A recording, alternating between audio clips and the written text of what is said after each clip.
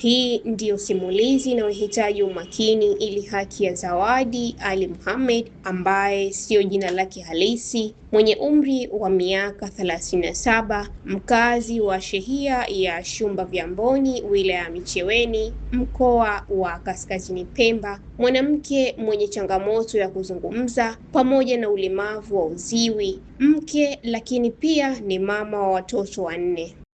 Simulizi hii yenye visa mikasa zaidi ya 4 ambavyo kwa mujibu wa waliozungumza na habari hizi wamevieleza, wakidai kuwa ni pamoja na ukatili wa kijinsia, udhalilishaji wa kingono, shambulio la kuumiza mwili, shambulio la aibu linalodaiwa kufanywa na wivu wa mapenzi ukihusishwa ugonjwa, kupewa sumu na kupoteza nuru ya macho, pamoja na imani za kishirikina.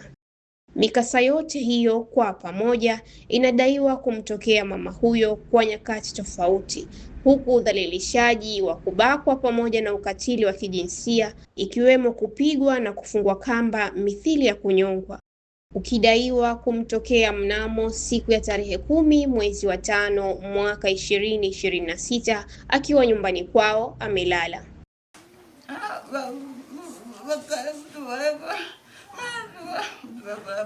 Mwezi wa 5 saa 8:30 usiku nilipigiwa simu kama kuna mtu kanyongwa. Sasa mimi nilipofika nikamkuta Zawadi ambaye ni mlemavu wa kusema. Nikamkuta akatiwa kamba humu, halafu kanafunikwa tambaa, halafu ile tambaa kazungushwa humu na mikono inafungwa na miguu inafungwa. Kwa kweli pale ikakatwa, ilipokushakatwa tayari tukachukua gari tukampeleka hospitali. Wakati huo kanywesha kitu mdomoni, nikawatoa gororo ndani ya mdomo. Sasa lakini baadaye alizinduka. Alipozinduka akanambia wanaingia watu wanafanya hivi, anifanyia kwa mifano. Halafu alipokushafanya hivyo, kwanza wanampiga humu, wakankata nywele, halafu ndio wakarudi wakantia kitu humu mdomoni. Asema alinkorogea kitu halafu akampa akanywa. Asema baada ya hapo hakufahamu tena. Sasa mtoto wake anaambia hao watu wekwenda 3 wamvaa ninja. Walipofika ndiye mtoto alikuwa yumacho, walinchora kisu cha miguu, wakamwambia ukipiga kelele Mungu utomaliza. Sasa alinyamaza, mtoto akapigwa viganja kwanza, akanyamaza avumilia, halafu asema mtoto hakufahamu tena kuendelea. Kutokana na ile dawa iliyopoulizwa ile wakati. Sasa sisi tukaenda na hospitali sana na nusu fika kule saa 9. Tulipofika tena tukagonga hata tulipofunguliwa wakaja kawaeleza wakanitibu, alafu akamweka pale kidogo. Lakini kwa siku hiyo hakufanywa cheki. Alifanywa cheki ya kutizama, maana yeye mwenyewe alipozinduka na huko hivi na huko hivi. Ananiambia mote mwili kafanywa, lakini daktari ananiambia hajafanywa. Sasa tuliporudi hospitali tukika siku ile ya pili ya 3 tayari ndipo alipotoka chupa ya nyuma katafunika kidogo, ikaanguka chupa chooni. Sasa alipoanguka chupa nikampeleka tena hospitali, nikamwambia nitaka huyu mtu mcheki mwanzo mwisho. Sasa alikwenda akatolewa damu akatolewa mkojo. Nimwambia kwa damu na mkojo sijaridhika, maana hatakuja pima ukimwi ila mimba, nitaka chekiwe humo mpige X-ray. Sasa ndipo alipokwenda mpige X-ray, wakanita ila sijui jambo na una mapicha tu.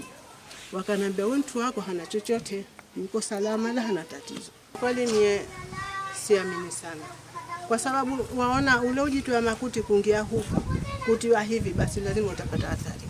Je, mambo yote hayo yanayotiwa yakae humu ndani ya tumbo tu, hakuna athari yoyote? Ile siku mwanzo alikuwa umia, usikia hivi pande ilikuwa atiwa kantiwa japo kidogo, lakini sasa hayo mengine hayo yanayotokea hivi sasa ilikuwa je hayo yanayotokea hivi sasa isipokuwa homa zikiwa nyingi na wachai wapatizi hapo na mambo yao hapo wanayoshirikina. Alafu na X-ray nipitisha mie mgonjwa yujua kitanda kule tu pamoja. Halafu akanambia mama twende, tukaenda kule akanambia mama waona, nikimwambia hena waona tatizo, nikimwambia mesipokuwa na liomeji shipa liloko huko wewe ana bawasiri tena kubeshopea. Mtumwa Omar sio jina lake halisi, ni mama mzazi na msimamizi wa Zawadi ambaye alikutana na kadhia hizo kwa mtoto wake huyo, naye anaeleza. Tokea hilo tokeo, mimi nilikuwa sipo, nilikuwa mihongoni kwa sababu nauguliwa ni mama. Asubuhi nikaja zangu nyumbani. Kufika nyumbani nikakutia watu wawili. Nilipokutia watu wawili wakanambia ilikuwa vizuri kwa sababu pana salamu yako. Haya, salamu gani? Kankuja Amina. Kanasema umkomeshe mwanao, hataki masihara na mume wake. Sawa? Kankwenda ukuta kuni hapo pana kiwanda. Na kama kuinkomesha atakufanyia tokeo mutalizana shumba nzima. Na kama hakulifanya huu au pasua. Ni bindogo Saidi Bakari, Mariam Osman Abasi. Sasa tena tukakaze tu yale mie nisende kuweka ripoti kwa sheha wala kwa mtu yote. Nilisema mimi wakati kashakuja nitukana. Baadaye akachukua bakuli lake huyu mwanangu akaja zake nyumbani. Alitoka yeye tokia huko kiwandani, atoka akimtukana mpaka akafika nyumbani. Hapo nyumbani. Kufika hapo njiani kwanza. Kufika njiani pana mwanao yarudi dukani hairadi. Akansikia yule mama yake anavyoambiwa. We nshenzi we nisubiri hapo, we nshenzi we nisubiri. Aambiwa huyu ni Amina. Sasa yule hairati kusikia hilo, alikwenda nkamata mama yake mkono na akanrudisha nyumbani.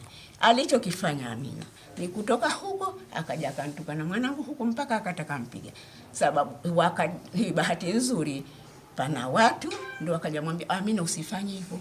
Usintukane mwenzio hivyo, kama kukosa nini? Nishawaambia mwambieni Bi Zuhura ankomeshe mwanae, na kama hakumkomesha huyu nitamfanyia tokeo watalizana shumba nzima.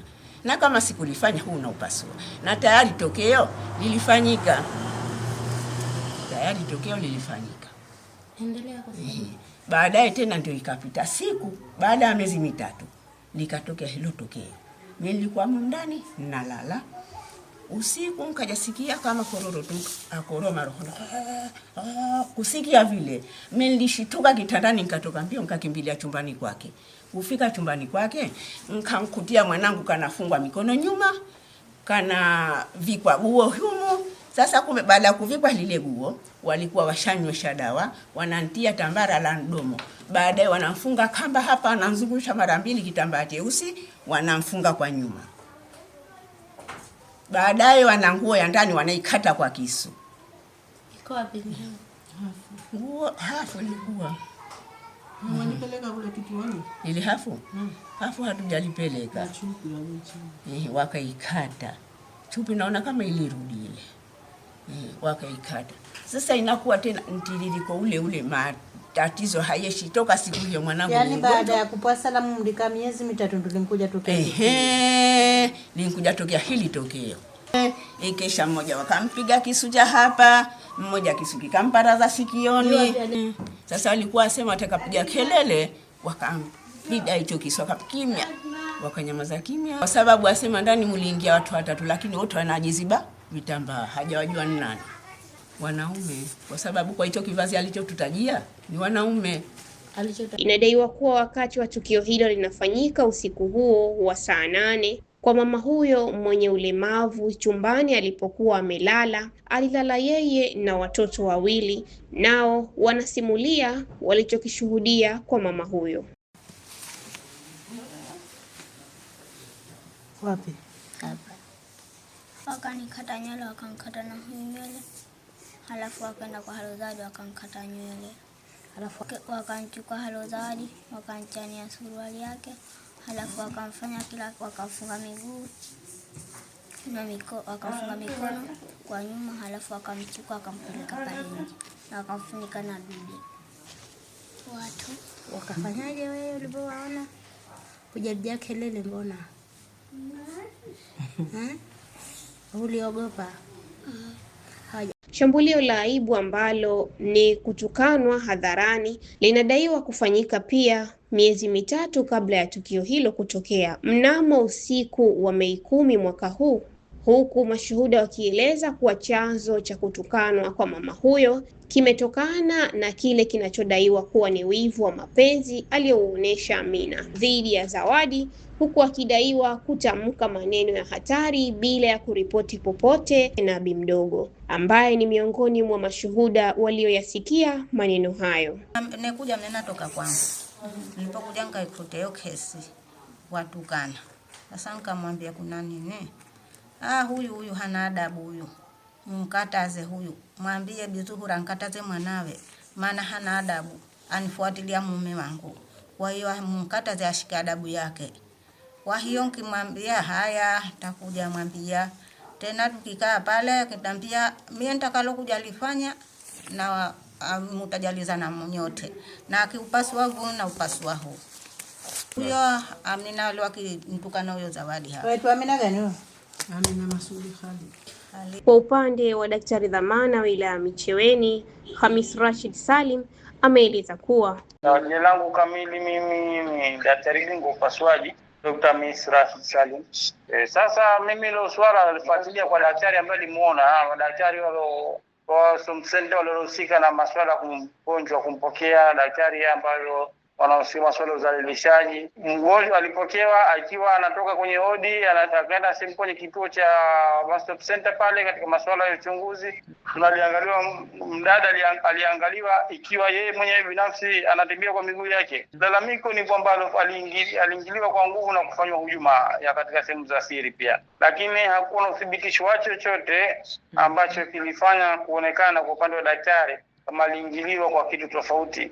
Aidha kwa sababu ashaye kuingiliwa huwezi kutofautisha mtu kama aliingiliwa na kwamba usema hajaingiliwa. Maana kitu kwamba yari ana njia ya kuingiliwa, sio? Ndio. Lakini ile kwamba aliingiliwa willingness ambayo za kutofautisha kwamba aliingiliwa kwa nguvu au aliingiliwa kwa kuacha mabaki ambayo yanaweza kuonekana wakati huo au kuacha vitu vyote ambavyo tunavyozungumziwa. Lakini baada ya kukaguliwa hakuonekana na chochote ambacho ni kigeni. Ndiyo. Lakini pia kuonekana na athari yote ya kwamba kama alikuwa ni active penetration, kwamba labda kulikuwa kuna aliingiliwa katika tofauti wa kuonesha athari ya kusema ya kizazi.